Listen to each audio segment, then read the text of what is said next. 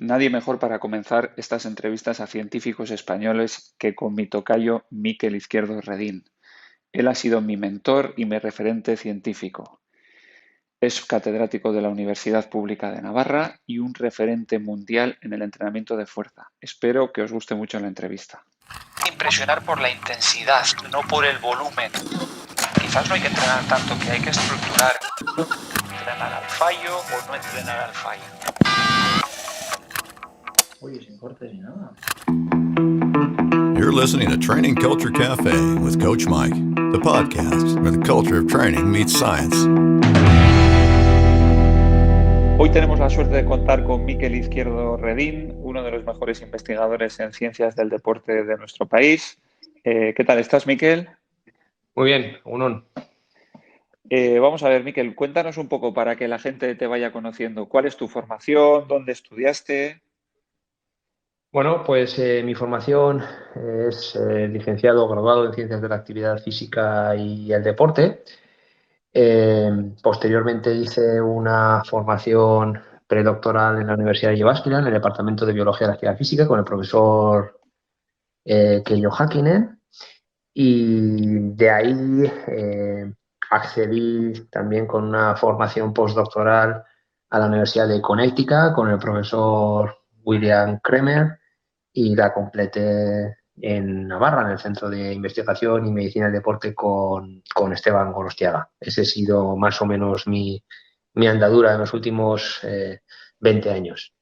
Vamos, Miquel, que tú has estado con lo más granado de los investigadores, sobre todo en trabajos de fuerza, etcétera, porque Häkkinen y Kremer son unas referencias mundiales. Bueno, como posteriormente has sido tú. Sí, he tenido la suerte de poder estar con grandes profesionales, grandes investigadores en unos excelentes laboratorios en el momento en el que se iniciaban nuevos proyectos de investigación, nuevas líneas de trabajo, en concreto con el entrenamiento en personas mayores, con deportistas de diferentes niveles, y he tenido la suerte de estar en el momento justo con las personas A nivel también laboral, más ¿a qué te has importantes. dedicado, Sí. Miquel? Porque has tenido contacto con muchos deportistas de diferentes disciplinas, ¿verdad? Sí, bueno, pues a nivel laboral nadie se olvida de que empezamos a hacer trabajos con personas mayores. Ese fue mi inicio. Inicio desde el punto de vista del ejercicio físico y la salud en los años 97, 98, cuando todo lo que ahora lo damos como algo eh, que es claro, ¿no? Los beneficios del ejercicio físico, el ejercicio es medicina, que parece que nadie pone duda de los efectos positivos que tiene el ejercicio. En aquella época nosotros empezábamos a hacer cosas de ejercicio físico y salud, y mi trabajo de tesis doctoral fue centrada en el efecto de adaptaciones neuromusculares y hormonales con el entrenamiento de fuerza en personas mayores de 70 años. Desde ahí seguimos haciendo estudios en aquella época, en el año 2000, también en relación con la salud, con diabéticos, con obesidad, y en el Centro de Medicina Deportiva del Gobierno de Navarra, con Esteban Gorostiaga y con Javier Ibáñez, tuve la posibilidad de interactuar con deportistas de élite, de alto nivel, con deportistas de fútbol, con olímpicos, de diferentes disciplinas, de balonmano, de judo, de hockey, que nos permitió también no solamente hacer investigación, sino también aprender a pie de pista como entrenadores Miquel, de todos habéis estos colaborado deportistas. también, has Sí. colaborado a nivel profesional con equipos de fútbol y además en momentos en los que esos equipos han ganado muchas cosas, ¿no? Si no me equivoco, colaborasteis con el Benfica, con el Liverpool también, que llegaron justo el año Sí. que llegaron a semifinales de Champions con Benítez y, Se ganó la y Champions, sí, con el con Benítez Barcelona y con también, el año en Estarán. el Sí. que empezó Guardiola ganando Liga, Copa y Champions, también colaboraste. Sí, fuimos el inicio del ciclo con Pep Guardiola, recién subido del equipo de inferior, llegaba a un Barcelona en el que querían hacer un entrenamiento científico, sistemático, analizar los procesos, y entonces nosotros tuvimos la posibilidad, la oportunidad de estar con ellos trabajando durante un año y medio. Ganamos la Copa, la Champions, la Liga. Pudimos también poner en práctica muchas de las cosas que habíamos aprendido desde el punto de vista de la investigación, y nos volvió a salir bien la jugada, en el sentido de que, de la misma manera que habíamos también hecho ciertas experiencias con Esteban Gorostiaga en el Liverpool y en el Benfica, con buenos resultados, volvimos otra vez a mostrar cómo, haciendo las cosas de una determinada manera, con cierto rigor, pues se pueden conseguir unos logros. De aquello fue ya hace mucho tiempo, pues ya casi hace muchos años, y bueno, guardo Cuéntanos un algún buen recuerdo, cotillo, sí. Miquel, sobre, bueno, le gusta decir cuando ve la televisión a los futbolistas, ese balón lo metía yo, estos no corren, no sé, cuéntanos alguna anécdota. Físicamente, ¿cómo son los futbolistas de élite? ¿Entrenan mucho, entrenan poco? ¿Sus capacidades son altas? Pues mira, te voy a decir algo que yo en algún momento pensaba lo contrario. Yo vengo de un deporte ya me conoces, vengo de un deporte, yo era, bueno, mediocre, del montón, de la mitad para arriba en atletismo, era fondista, o sea, de los deportes de los que como no entrenes, pues esto no va, ¿no?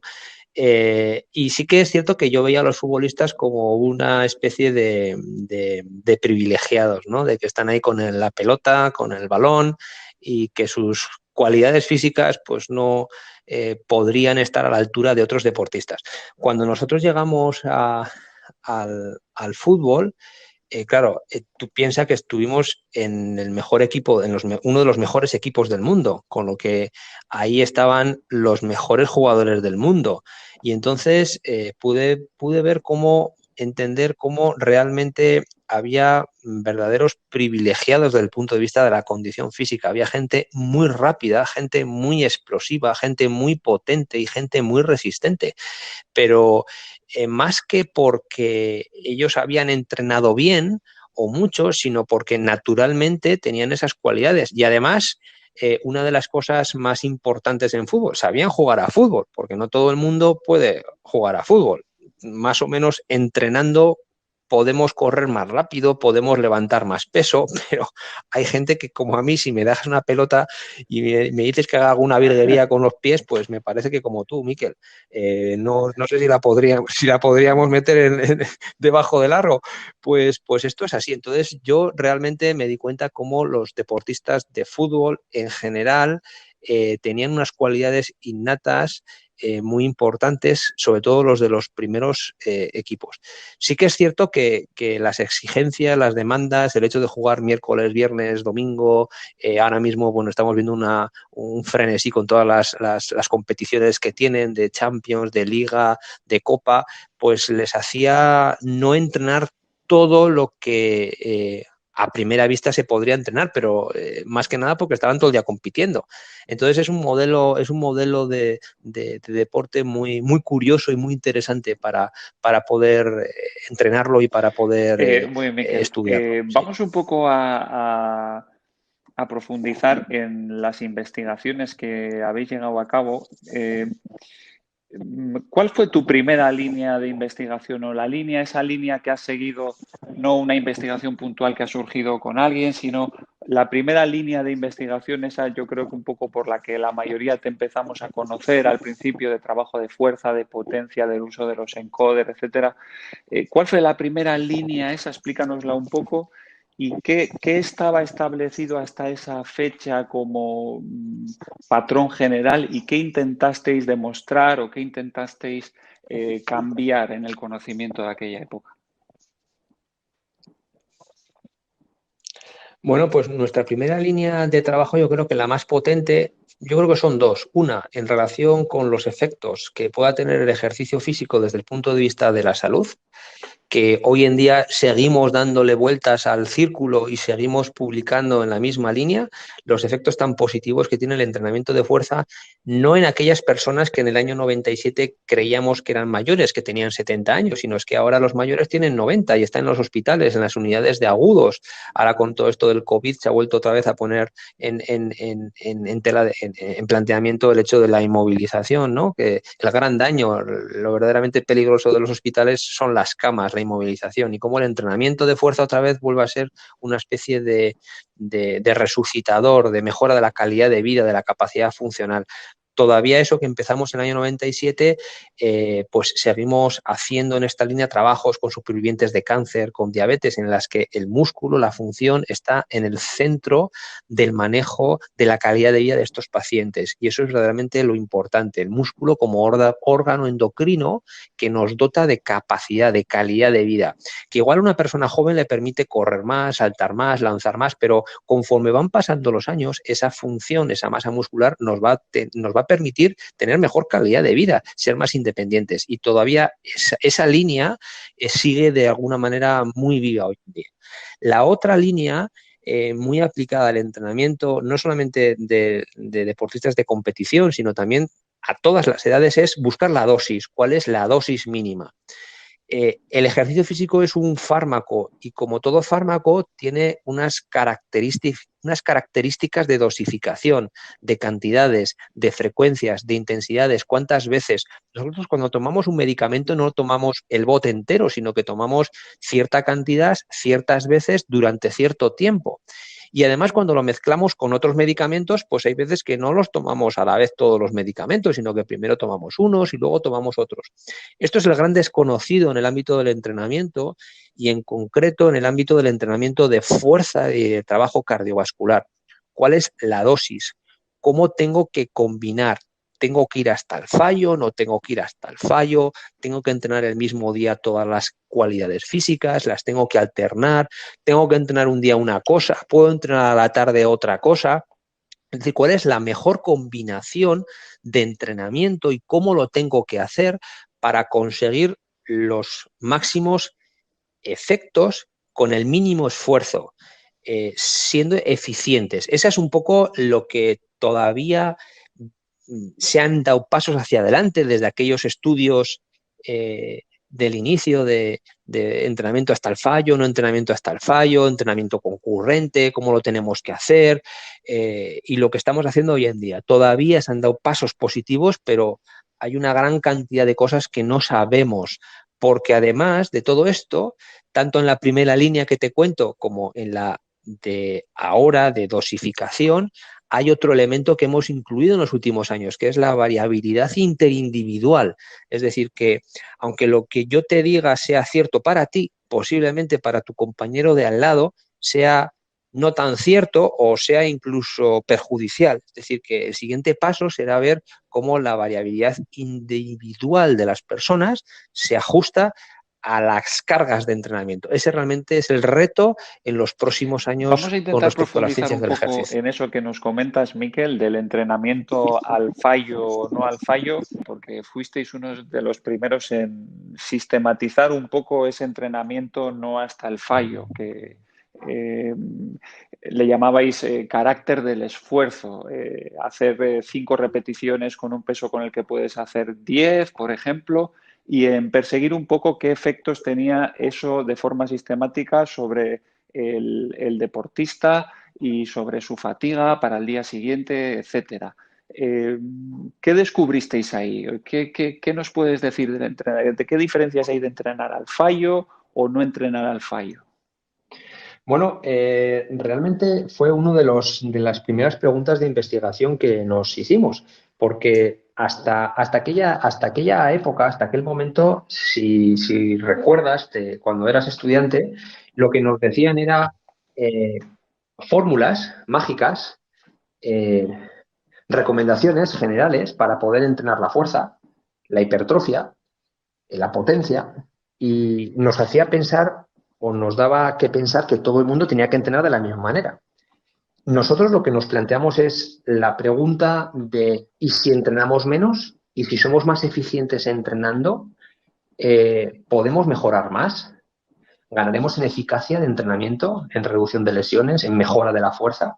Y entonces nuestros primeros trabajos fueron en esa línea, intentando comparar modelos de entrenamiento clásicos que se publicaban en las guías del Colegio Americano de Medicina del Deporte y que eran de alguna manera referendados por los grandes popes del entrenamiento de fuerza, que normalmente eran muy demandantes, con muchos volúmenes, hasta el agotamiento, no gain, no pain, mucha filosofía americana, y decir, bueno, pues vamos a intentar comparar ese modelo de entrenamiento y lo vamos a hacer a menos volumen, sin llegar hasta el agotamiento, hasta tanta demanda hormonal, hasta tanta producción de lactato, hasta tanta producción de hormona del crecimiento, y vamos a ver si entrenando menos, con menos fatiga, las mejoras en fuerza, las mejoras en potencia, las mejoras en masa muscular son iguales, son menores o son mayores. Y lo que empezábamos a ver era cómo, haciendo modelos sin llegar hasta el agotamiento con el mismo volumen, producían iguales efectos en algunas variables y mejoras superiores en otras, como por ejemplo en la potencia. Esas fueron nuestras primeras preguntas. A partir de ahí fuimos un poquito más hacia adelante intentando decir, bueno, ¿y ahora qué pasa si, además de no llegar hasta el fallo, hacemos menos volumen, menos cantidad de trabajo general sobre diferentes cualidades? Y volvimos otra vez a observar cómo el cuerpo respondía mejor, más favorable, entrenando menos volumen, sin llegar hasta la fatiga, más trabajo de calidad, podíamos obtener iguales o mejores ganancias en fuerza máxima, en potencia e incluso en masa muscular. Y esa sería nuestra pregunta, Miquel, durante los últimos años. ¿Cuál es la dosis mínima que tenemos que darle a una persona para que mejore de manera óptima su condición física? Y todavía esa respuesta no la tenemos. Pero entonces, para que la gente nos entienda, bueno, tenemos seguramente mucho crossfitero escuchándonos atentamente cómo puede entrenar él o cómo puede entrenar ella, y seguramente estará pensando, bueno, pero a mí me da igual, yo no tengo problema en entrenar mucho. O sea, a mí eso de entrenar lo mínimo posible no me resulta interesante. A mí me gustaría transmitirle que lo que tiene que hacer es todas esas ganas que tiene de entrenar. El problema es que tiene que entrenar muchas otras cosas. Entonces, de ahí un poco ese interés en encontrar cuál es esa dosis mínima que tiene un efecto y lo interesante de eso, ¿no, Miquel? Claro. A ver, el CrossFit es un modelo de entrenamiento muy complejo, que se ha juntado con dos cosas. Una, con muchas personas que nunca han hecho nada. Nunca han hecho nada, nunca han entrenado. Es decir, a ver, tú piensas que lo que se está viendo en los box actuales son cada vez más personas que hace 5 o 6 años no tenían este nivel de actividad física tan intensa y que se han puesto a hacer ejercicio físico. Y entonces, bueno, afortunadamente, nuestro cuerpo resiste casi todo y claro, la gente está muy fuerte. Con lo que esto podría dar que pensar que haciendo esto del CrossFit es muy beneficioso para mi condición física. Yo llevo unos años que yo he hecho deporte toda la vida, pero no a la intensidad con la que me he metido en algunas sesiones de CrossFit. Entonces, lógicamente, mejoro muchísimo, lógicamente. Pero esa no es la pregunta. La pregunta es, si yo estuviese haciendo esto durante mucho tiempo y lo seguiría haciendo de la misma manera, ¿mejoraría igual que durante los primeros 5 o 6 años de mi vida deportiva? No sé si me entiendes, Miquel, ¿sabes? Entonces, la pregunta es, ¿dónde tú empiezas a preguntarte estas cosas? Si me las pregunto ahora, yo voy a iniciar una actividad física en un box más o menos intenso comparado con lo que hacía el año pasado, pues lógicamente voy a notar unas mejoras alucinantes en mi condición física, en mi fuerza, en mi pérdida de grasa, en mi definición, en mi potencia, en mis habilidades, claro. Pero, ojo, no sigas haciendo eso mucho tiempo porque vas a alcanzar techo muy deprisa. Pero claro, si yo cojo a un deportista de élite, que lleva muchos años haciendo esto, como tú tienes experiencia, Miquel, ya la cosa no es así.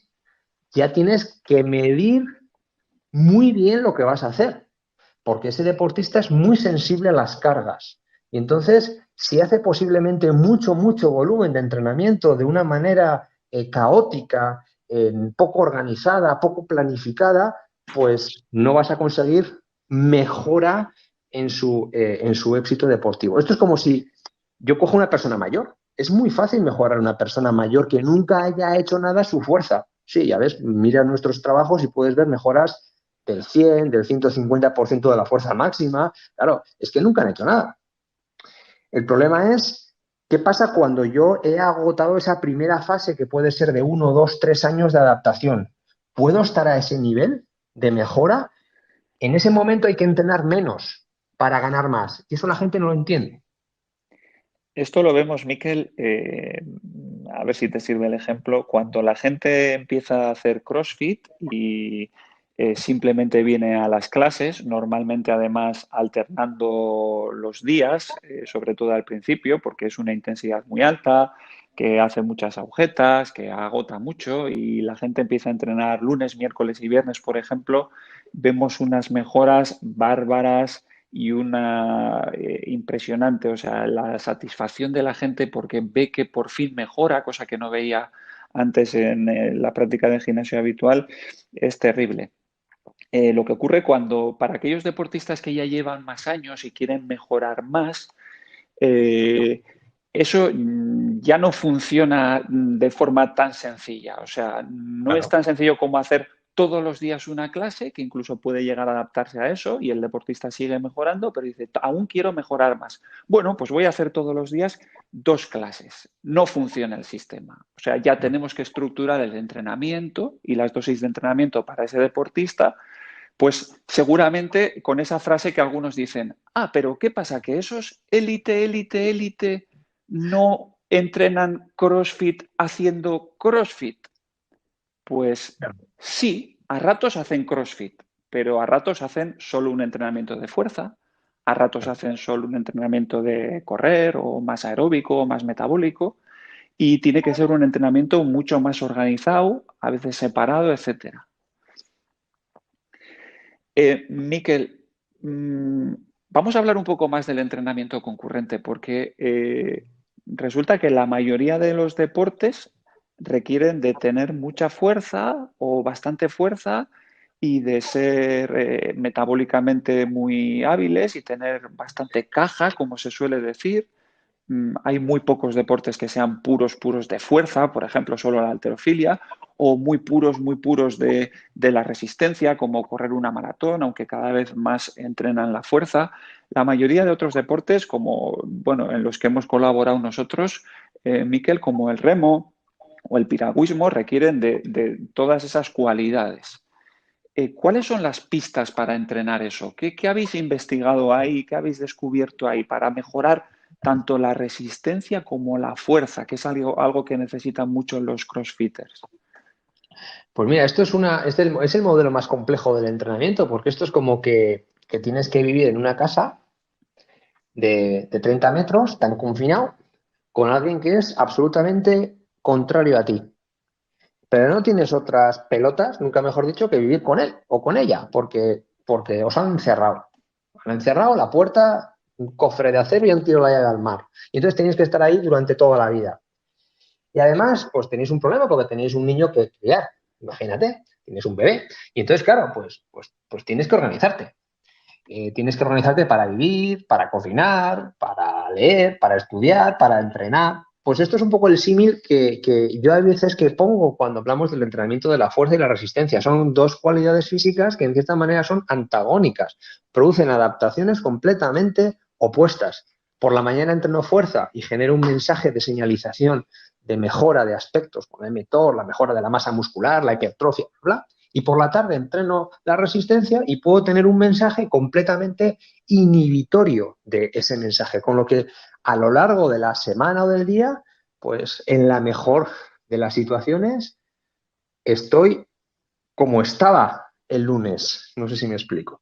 Entonces, claro, esto es muy complejo porque hay que organizarse, hay que hacer turnos de lavado, turnos de cocina, turnos de limpieza, turnos de estudio, turnos para ver la televisión, porque solamente hay una televisión, porque si no, esto no funciona. Y esto es realmente los que no terminamos de entender cómo tienen que ser esos turnos, qué tenemos que hacer, cómo lo tenemos que hacer. Nosotros lo que hemos visto es que grandes volúmenes de entrenamiento de una cualidad pues pueden de alguna manera ser muy contraproducentes para mejorar esa cualidad, como hemos hablado antes, pero también para favorecer o permitir que la otra cualidad mejore. Con lo que igual hay que entrenar menos de todo, de manera más estructurada, primero la potencia aeróbica, luego la capacidad, primero la fuerza, después aspectos neurales, para poder conseguir una convivencia de esas cualidades físicas en el rendimiento general del deportista. Todo eso, además, Miquel, lo que nos estamos dando cuenta en los últimos estudios es que es muy individual. Hay mucha variabilidad en la respuesta. De la misma manera que tú en tu gimnasio puedes ver cómo una persona tiene una gran facilidad para hipertrofiar o tiene una gran facilidad para mejorar la potencia aeróbica, su consumo máximo de oxígeno, porque sus genes de sus padres son de una determinada manera, porque come de una determinada forma, porque, bueno, diferentes elementos. Claro, todo esto también es otro elemento que complejiza el modelo de entrenamiento, Miquel. Y esto, a fecha de hoy, no lo tenemos muy claro cuáles son las bases moleculares que hacen que las respuestas sean individuales y que todo esto favorezca una adaptación u otra. Para que nos entienda la gente, seguro que alguno está pensando que me falta muchísima caja y se pone a correr como un loco durante una semana o durante 2 semanas y luego cuando llega al gimnasio y va a hacer su trabajo de fuerza, nota que no tiene tanta fuerza como tenía antes. Es un poco a lo que te refieres, ¿verdad? Cuando un efecto inhibe el otro. Sí, claro. Y a Claro. pesar, Miquel, de que haya seguido entrenando la fuerza. Sí, claro. Es que la fuerza no se puede dejar de entrenar porque se pierde.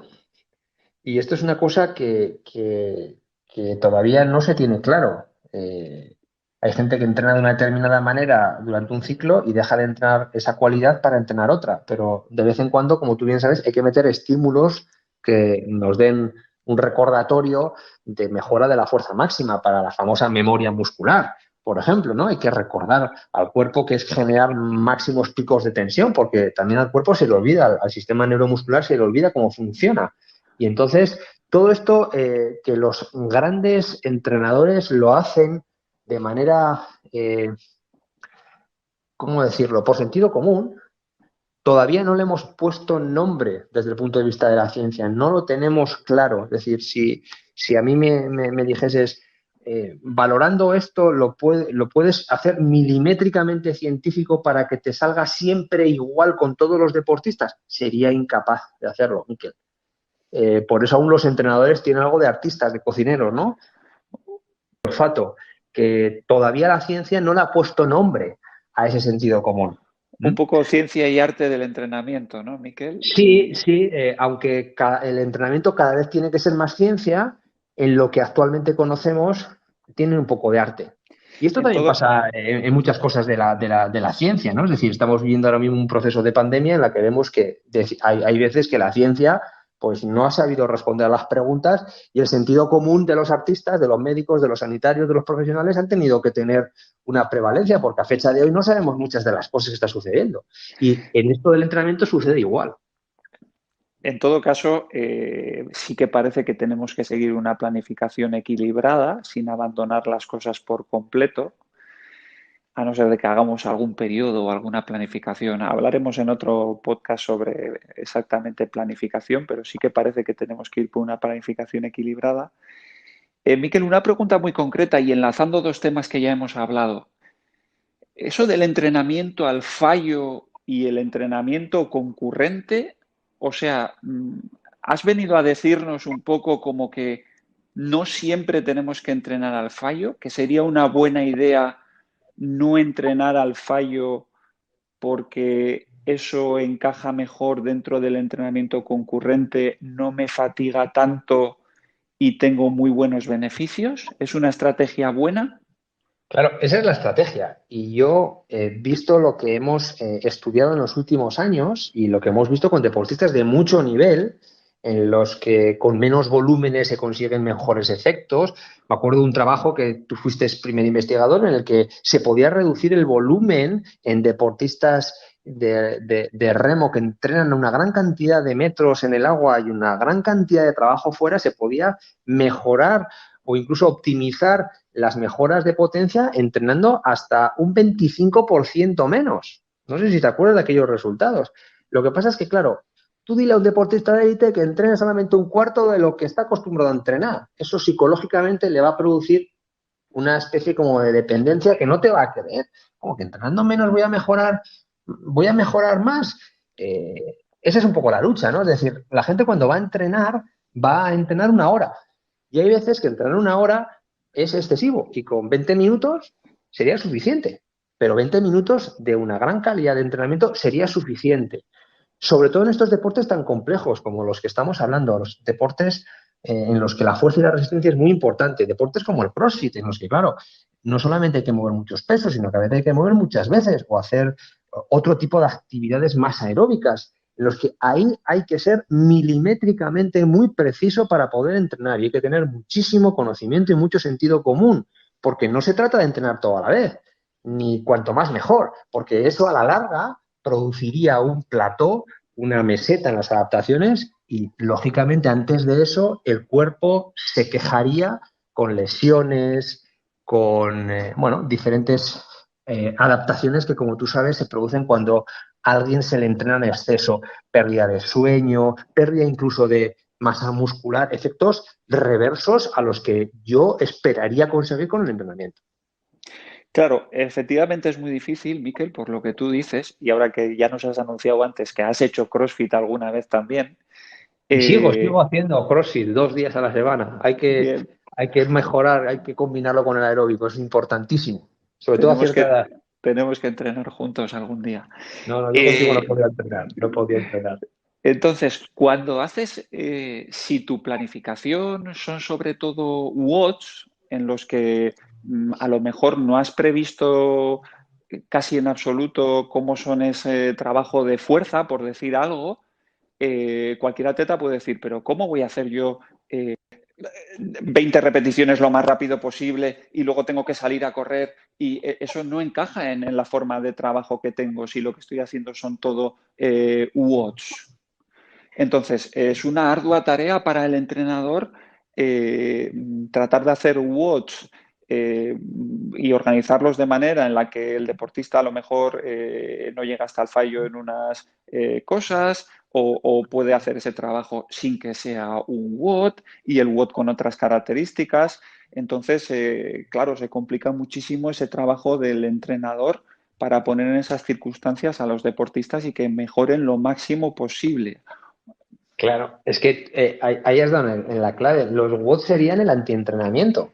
Es que para entrenar te dan un WOD, no haría falta saber nada, porque a ti te dicen que haga esto y el que no lo haga, pues no lo hace. Y el que lo hace, pues es el de siempre, ¿no? El que, el que por definición ha conseguido adaptarse al medio. Y esta es la teoría de la adaptación de los seres vivos. El que se adapta sigue y el que no, pues se muere. Pero realmente eso no sería entrenar. El verdadero reto es intentar adaptar, intentar modificar, intentar individualizar ese Word que yo desde mi punto de vista no es más que una orientación y es algo genérico, pero que no todo el mundo tiene que hacerlo.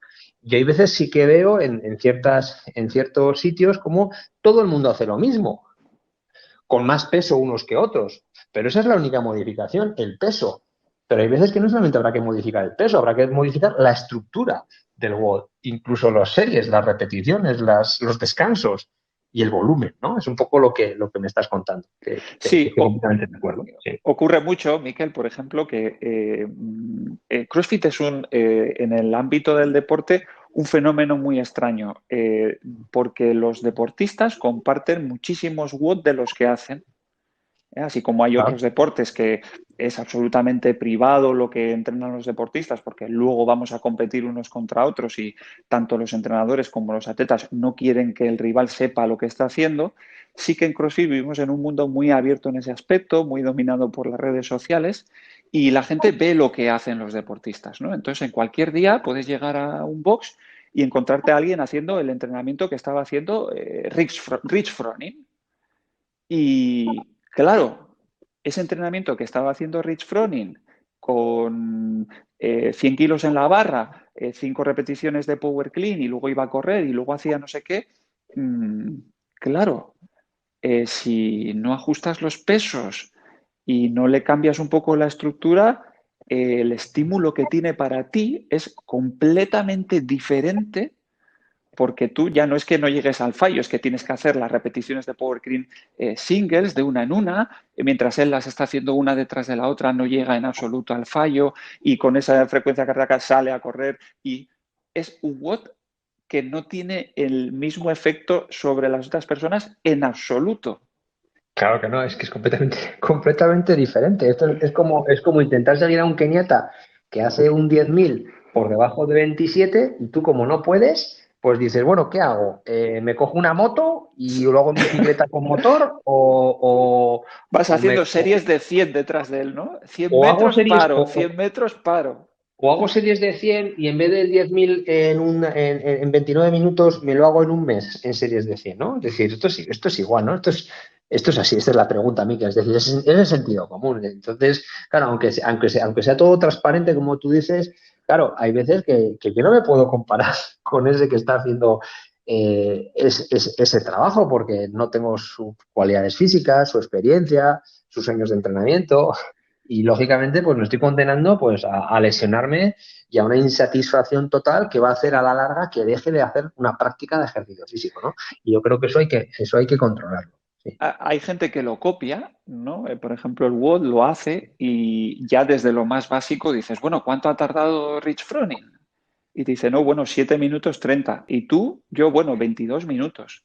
Claro. Pues ya, o sea, ya desde el punto de vista de la duración del esfuerzo, la intensidad que ha podido tener eso, desde lo básico es completamente diferente, ¿no? Entonces, es probable que no haya sido una gran idea copiarle tal como era el entrenamiento a Rich Froning. La mejor idea sería intentar adaptarlo para que te dure el mismo tiempo que el Rich Froning, si tú quieres conseguir posiblemente la misma carga de trabajo, posiblemente. Pero eso también habría que darle una vuelta a todo eso, posiblemente.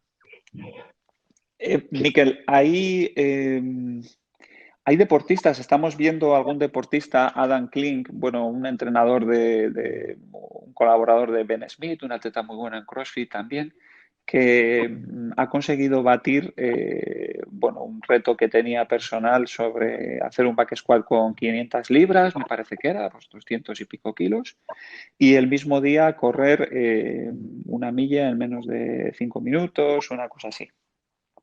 Entonces, se plantean a veces este tipo de retos como los atletas híbridos que se hacen llamar, un poco como para la preparación del CrossFit. O sea, lo básico sería ser muy fuerte y ser muy resistente, aunque en este caso era una distancia no muy larga, y a partir de ahí, pues empezar a construir. ¿Cómo ves este tipo de entrenamiento? ¿Es un buen punto de partida el intentar ser muy fuerte, el intentar ser muy resistente de forma independiente? O sea, Y la pregunta que tú me haces es cómo conseguiría un superdeportista si para mí un superdeportista es aquel que sea muy fuerte y muy resistente. sí, Porque lo que yo cuando me hablas de un superdeportista estoy pensando en un pentalonista, por ejemplo. sí, Es decir, alguien que te corre un 1500 en torno a 4, te salta una burrada, lanza no sé cuántos metros y es capaz de hacer actividades acrobáticas en un cuerpo de 1,90.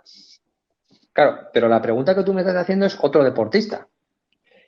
No sé si el deportista que tú me estás hablando sabe hacer saltos, lanzamientos y giros. Eso no es importante. Es una pregunta, Mikel. Solamente es que mueva la mayor cantidad de peso posible y encima sea capaz de desplazar su peso, su masa corporal, un esfuerzo de 4 minutos o de 5 minutos lo más rápidamente posible. La verdad es que era una pregunta trampa porque te quería llevar a que este deportista, por ejemplo, que es capaz de hacer eso, Sí, luego cuando hace un WOD sí. de CrossFit, no es tan bueno como Claro, otros que no son tan depende. fuertes Bueno, pues eso y depende. no son tan resistentes. Claro, ese WOD que tú me dices, ¿qué elementos lleva dentro? Sí, Claro, sí, porque claro. si le dices en ese WOD que tiene que, yo qué sé, hacer esto de subirse, ¿cómo le llamáis? La carpa en la, no sé cómo se llaman las palabras técnicas. Ya no me entra en la cabeza más palabras técnicas. Subirse a la barra, dar una vuelta, subir una cuerda y tal, y digo, tío, es más jodido, ¿no? Es decir, que yo no estoy preparado para eso, yo no sé hacer eso, que yo no me puedo poner en un apoyo de mis manos, yo funciono muy bien con mis pies. ¿Entiendes? Claro, depende, es que es muy complejo. Bueno, Miquel, te voy a hacer alguna pregunta un poco más sencilla, aunque sé que está siendo esto un batiburrillo de preguntas, pero eh, hay deportistas que nos hacen la siguiente pregunta. Más o menos tenemos la misma fuerza cuando hacemos un trabajo de back squat, por ejemplo. ¿Sí? Supongamos que levantamos los dos 200 kilos, En una pero sentadilla. una Trasera, sentadilla, una eso es, repetición. una Ajá, repetición. una Pero repetición. cuando Vale. trabajamos al 50% de la carga máxima esa que tenemos, Tú haces más repeticiones que yo. Sí, hay un deportista que hace más repeticiones que yo y dices, claro, claro, el deportista se claro, enfada porque dice, a ver, yo soy muy fuerte y normalmente claro. las solicitudes en CrossFit de fuerza máxima son pocas, suele haberlas, pero lo más normal es que cojas el 50% no de tu carga, sino Claro. una carga fija, que sean 100 kilos, para ti, para los dos en este caso, es el 50%, y de repente viene un personaje, y Sí, me claro. arrasa haciendo el WOD. Bueno, pues volvemos al inicio de la conversación. Por eso, todos los entrenamientos que están publicados y todo lo que se ha hecho en los últimos 40 años, en los que se ha prescrito la intensidad de ejercicio de fuerza como porcentaje de una fuerza máxima, son falsos. Porque dos personas con la misma fuerza máxima, imagínate, tú 100 y yo 100 en banca, cuando les ponemos diferentes porcentajes, sus máximos, el 60 para ti y el 60 para mí, yo haría 60 con 60 kilos 10 repeticiones y tú harías con 60 kilos 10 repeticiones, a pesar de tener la misma fuerza máxima, podríamos alcanzar diferentes niveles de fatiga. ¿Qué quiere decir eso? Que cuando yo llegue a la repetición 10, si tú me preguntas, Miquel, ¿cuántas más podrías hacer? Pues esto, muy bien, pues otras tantas. Igual tú, como eres más potente, mecánicamente tienes otra estructura, pues posiblemente me dirías, hombre, yo otras tantas no, podría hacer 6. Eso quiere decir que a pesar de tener la misma fuerza máxima, cuando tú trabajas a un porcentaje submáximo, la demanda de la fatiga de esas repeticiones es diferente, con lo que si entrenamos al mismo porcentaje, tú y yo, a pesar de tener la misma fuerza máxima, vamos a estar entrenando diferente. Y esto es un poco lo que hemos aprendido con el entrenamiento, es decir, el carácter del esfuerzo y no solamente eso, sino intentar controlar la velocidad de las repeticiones, la potencia de cada repetición, porque con eso vamos a saber exactamente ajustar las cargas. Y como eso nos ha hecho hasta ahora, Miquel, pues hemos estado entrenando de manera confusa.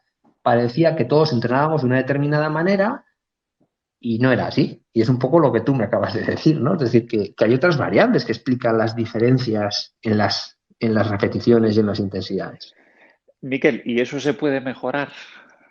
Sí, eso se puede mejorar, pues midiendo, lo primero, intentando ser muy precisos en las intensidades, en lo que estamos haciendo, midiendo. Entonces, ¿cómo se podría medir? Bueno, pues tú seguro, tú ya sabes muchas cosas que se pueden medir. Se puede medir el peso con el que puedes hacer ciertas repeticiones. Esa sería una manera de igualar intensidades. Por ejemplo, se podría medir, controlar, midiendo la velocidad de ejecución de las repeticiones y en función de la velocidad poder ajustar las cargas y poder parar el entrenamiento. ¿Hasta dónde voy a hacer? ¿Por qué voy a hacer 8 si con 6 me vale? ¿Y por qué digo que con 6 me vale? Pues porque tú puedes decir, bueno, porque tú has observado o has detectado una pérdida de velocidad, que eso se relaciona con una fatiga, con una acumulación de sustratos metabólicos fruto de una fatiga neuromuscular, con una pérdida de contractibilidad.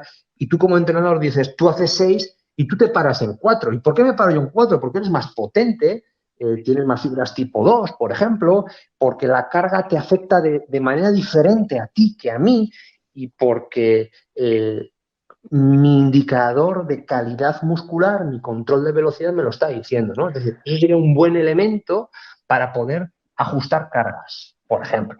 Aquí le estamos dando fuerte el pain, no pain, no gain americano y la filosofía de entrenamiento de CrossFit, un poco con connotaciones, ya sabes, militares, en el que si uno Claro. abandona el WOD o el entrenamiento es un blando mental, Claro, le pero estamos espera, dando duro, es que porque claro, En Rusia no solamente eras un blando mental, yo tengo algunos amigos rusos que a mí me contaban que no es que fuese un blando mental, en Rusia no comías y tu familia posiblemente la sacaban del pueblo, ¿vale? Es que esto ha tenido y, muchas connotaciones, esto en otros regímenes, ¿eh? y sin embargo, estamos hablando de que a lo mejor hay programadas 10 series y hay que decidir dejarlo a la sexta, ¿no? Por supuesto, y eso lo tiene que hacer el entrenador, porque normalmente la condición humana es muy compleja, como tú bien sabes. Y cuando estás tú en harina, en un WOD, y ves a una mujer que no necesariamente tiene que ser más débil que tú o más fuerte, y ves a otro más joven, pues entonces hace que te lleves hasta un grado extremo de carga que a veces es perjudicial. Tú ya sabes, en las primeras épocas del CrossFit, la publicidad negativa que había con el tema de la radiolisis, porque bueno, algún entrenador majara pues había decidido, claro, pues, esto es como si hubiésemos salido todos del armario, entonces vamos a hacer series de 400 en sentadilla. ¿Qué me estás contando? ¿Sabes? Y a las 2 de la mañana todo el equipo de fútbol estaba en urgencias con un proceso, con una radiolisis, un proceso catabólico brutal, ¿no? Es decir, eso ya se ha abandonado, creo que eso, porque ya no hay tanto ingreso fruto del entrenamiento, pero todavía las urgencias en los hospitales siguen recibiendo a deportistas que hacen barbaridades en los entrenamientos y tienen que ir al hospital a las noches. Miquel. Sí, sobre todo que parece que está muy metido en el mundo del alto rendimiento en CrossFit, eso de la imposibilidad de dejar un entrenamiento no a medias, sino que Claro, ahí es donde la habilidad del entrenador tiene que explicar, no es que dejes nada a medias, sino que simplemente esa intensidad que te estoy pidiendo ya no se cumple claro. y vas a acumular una fatiga que no nos interesa porque seguramente a la Pero, tarde hay que entrenar o mañana hay que Miquel, entrenar. perdona que te interrumpa, porque fíjate, a urgencias no van los halterófilos de alto nivel. Y a urgencias no van los ciclistas de alto nivel o los remeros de alto nivel. No sé si me explico. Es decir, deportes en los que la demanda es brutal, han sabido autorregularse, han sabido entender el entrenamiento como para producir adaptaciones y no producir daño en los deportistas. Con lo que esto, lógicamente, a un deporte tan complejo, tan exigente como el CrossFit, que es como todos juntos, pues tendrá que ir evolucionando hasta entender esto que estamos hablando. A veces, y a veces no, casi siempre, más no es mejor. Hay que ser más inteligentes en el entrenamiento, sobre todo porque son deportes muy complejos desde el punto de vista fisiológico. Es que decir, no se puede ser guapo, alto, fuerte, inteligente y todo en 2 segundos. Es un fruto de mucho tiempo.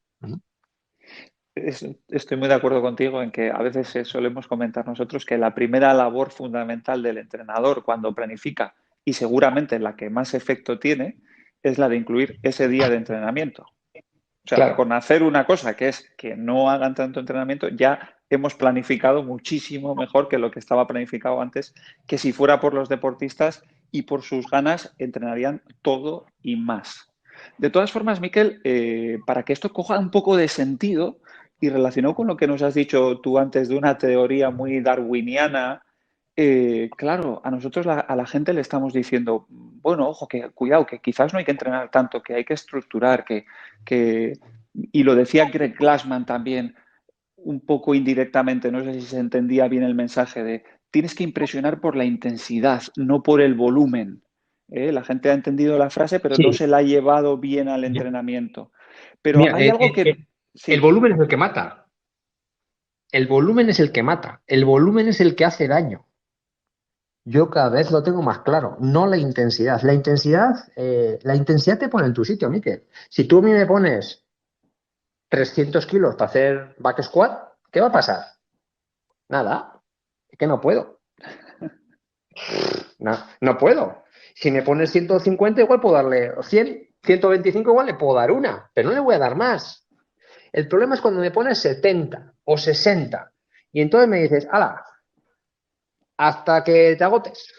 Claro, la gente no se da cuenta que entrenar eso es muy peligroso porque la repetición, imagínate que yo pudiera hacer 16. La repetición 8, 9, 10, 11, 12, 13, 14, 15, 16 la he estado haciendo a intensidad del 70, 75, 80, 85, 90, 95 y 100% de mi máximo, con lo que me he metido en entrenamiento de muerte. Sin embargo, si me pones 120 le voy a dar una al 100. Y eso siempre, desde el punto de vista metabólico, hormonal, es mucho menor y mucho menos dañino que haberme metido la submáxima. No sé si me explico. no pudimos publicarlo, Miquel, porque los resultados no eran del todo concluyentes, pero sí que se vislumbraba un poco después de hacer los entrenamientos con los remeros, la gente que entrenaba más y al fallo, después de ver las analíticas en las hormonas, que una explicación era que esa gente estaba muy fatigada. Muy fatigada. No es que es que no estábamos viendo lo que se tenía que haber visto en aquellos momentos, no podíamos ver otros marcadores. Tal vez con las hormonas, pues posiblemente eso se nos escapaba, ¿no? Pero esto cada vez más se está viendo en la literatura. Estos entrenamientos son muy peligrosos. Y luego me gustaría volver a incidir. eh, no todos estamos preparados para esos entrenamientos. No tenemos la base molecular, la base genética para poder adaptarnos a ellos. Que eso también es un mensaje que tenemos que dar a los usuarios. Es decir, ¿tú dónde quieres llegar? Pues igual nunca vas a mover 500 kilos. Tienes que poner unos objetivos realistas, unos objetivos que sean alcanzables, porque no todos vamos a tener el cuerpo estrella con los abdominales marcados. No podemos. Es que eso no se puede. Y eso es algo que no terminamos de poder interiorizar, ¿no? Cuando la gente va a los gimnasios. Es decir, yo puedo alcanzar muchas cosas, sí, dentro de tus límites. Pero ahora yo que ya tengo unos años, Mikel, me doy cuenta que yo no puedo entrenar muchos días seguidos. ¿Por qué? Porque ya noto que no voy. Entonces tengo que descansar. Y eso hay veces que hay que irlo aceptando y hay que irlo interiorizando. No somos inmortales, que más quisiéramos. Sobre todo nosotros que no hemos hecho durante mucho tiempo mucha actividad física. Si fuésemos nuestros ancestros y todos los días nos hubiésemos tenido que meter 950 minutos de intensidad moderada, pues hombre, ahora tendría un pico, una potencia aeróbica de 72 mililitros kilo minuto, pero me tengo que conformar con mis 54 mililitros kilo minuto, que no está mal. Pero claro, yo no me puedo comparar con alguien más joven. Ahí tenemos un tema muy interesante, que es el entrenamiento con la gente máster y además que CrossFit ha incluido la competición hasta por categorías de 5 años hasta los 60 años, incluso más, y está muy interesante observar cómo, bueno, declina el rendimiento, pero cómo hay gente que sigue mejorando, etcétera, con esas edades. Lo Claro. hablaremos otro día, porque eres un súper experto en ese tema también, que como nos has contado, has sido capaz de llevarte un poco haciendo el símil de la Fórmula 1 cosas a los coches utilitarios y de los coches utilitarios a la Fórmula 1. Hay información ahí cruzada muy interesante que se ha podido observar tanto en deportistas de élite como en gente más mayor o en gente que previamente era sedentaria. Te voy a decir Pero, una cosa, Miquel, Mikel, perdona que sí, te interrumpa. sí, Muchos de los deportistas de élite les hemos entrenado con rutinas de utilitarios. De eso hablaremos otro día. Y hay muchos deportistas de alto nivel de muchos años que entrenan a mucha mayor intensidad que los más jóvenes. Es decir, hay muchos mitos por ahí que hay que romper, ¿eh? También te digo. los romperemos. Miquel, Bueno, una pregunta que quería hacerte y sobre todo que sacas el tema darwiniano. El CrossFit, que es un deporte muy joven, sí que vemos en el en los deportistas de élite sí que estamos observando que hay deportistas que lo están entrenando todo y a todas horas y a lo loco y están teniendo muy buenos resultados. Sí, ¿Cómo explicamos esto? Bueno, estos son los límites del cuerpo humano, del ser humano, que no los conocemos. Es decir, yo tengo unas fotos de adaptaciones de deportistas, hombres y mujeres, a fecha de hoy, que no tienen nada que ver de lo que hubiésemos pensado que se podría hacer hace 20 años. Incluso algunos de hoy dicen, es que estos van hasta arriba de todo. No, no, estos no van hasta arriba de todo. Lo que pasa es que estos están entrenando cantidades de trabajo que nunca se han entrenado. Esto es lo que está sucediendo en el CrossFit. Nunca se ha entrenado tanto algo. Entonces estamos ante una situación, una nueva, un nuevo fenómeno en los que nunca se ha entrenado tantas cosas, Miquel. Y no sabemos qué pasa ahí. Es posible que algún deportista, bueno, seguramente no es posible, yo casi tengo la certeza, pero que esos procesos de recuperación que una persona más normal, digamos, requiere de dormir de un día para otro, que haya deportistas que tienen unos procesos de adaptación mucho más rápidos y que pueden incluir más contenidos, tanto por condiciones genéticas como por los años de entrenamiento que llevan y su capacidad de adaptación que ha mejorado con el paso del tiempo. ¿Es probable que sea algo así, Miquel? Sí, es probable, porque todavía, como te digo, eso no lo conocemos desde el punto de vista fisiológico. Es decir, conocemos lo que pasa con un corredor de fondo, con un ciclista que durante muchos años ha entrenado burradas. Y sabemos qué pasa. Y sabemos qué pasa con un halterófilo que durante muchos años ha entrenado burradas, pero no sabemos qué pasa cuando se entrenan muchas cosas diferentes durante muchos años. Y eso es un poco el fenómeno del CrossFit, lo que nos va a dar nuevos límites de la adaptación del ser humano al entrenamiento, al esfuerzo, al ejercicio físico. Y posiblemente vaya en la línea que tú estés comentando, Mick. Sí. De todas formas, me ha gustado porque veo que antes lo encajabas en la supervivencia del más fuerte o algo así, porque en realidad nosotros solemos poner en remo y en piragüismo un ejemplo de la Rusia antigua, no sé a qué, para la selección de talentos, que los llevaban no recuerdo el nombre del pantano, llevaban a chavales de colegios y les decían, bueno, ala, coger todos la piragua, venga, ir hasta el otro lado del pantano. Y cuando llegaban al otro lado del pantano había otro diciendo, ala, volver al otro lado. Y cuando llegaba uno, el primero, independiente de su técnica, de su tal, decían, tú, fichado, venga, vamos a entrenarte ahora. Claro, pero esto es así. Obviamente no era el mejor proceso de entrenamiento, pero sí que era el que había sobrevivido, ¿no? Entonces, habría que intentar mejorar un poco los procesos de entrenamiento y limar un poquito más fino. Pero ahora no es así esto, Miquel. Ahora no es así. Es decir, esto me recuerda cuando nos preguntaban grandes deportistas, campeonas olímpicas de un deporte de equipo y nos decía, pero yo no sé por qué la Chaparenko tiene que entrenar esto y yo tengo que entrenarlo. ¿Por qué no? Ella no. Y digo, es que nosotros tenemos que explicarle, mira, esta chica, Kokiskoya, viene de sus padres, medían 1,90, viene de la estepa, eran muy fuertes y entonces esta chica tiene de press de banca tiene 150 kilos, que está muy bien para jugar a balonmano. Tú te llamas Martínez Jiménez, tus padres miden 1,65 y si tú quieres entrenar y jugar a alto nivel con ella, tienes que entrenar la fuerza. Entonces, hay veces que estas cosas nos confunden, ¿no? Es decir, y claro, estamos hablando de balonmano. Si tú tuvieses que lanzar peso, lógicamente tú no podrías lanzarlo y ella, que es muy fuerte, tendría que entrenar más la fuerza para poder lanzar el peso. ¿De acuerdo? Es decir, que hay veces que confundimos muchos elementos, ¿no? Es decir, claro, en aquella estepa rusa, que yo también sé anécdotas de esas, pues esto era así. Y si no, no volvías, con lo que era muy fácil hacer la selección, pero hoy en día no podemos hacer eso, Miquel, no podemos, no tenemos esa estructura, ¿no? Ni social ni deportiva.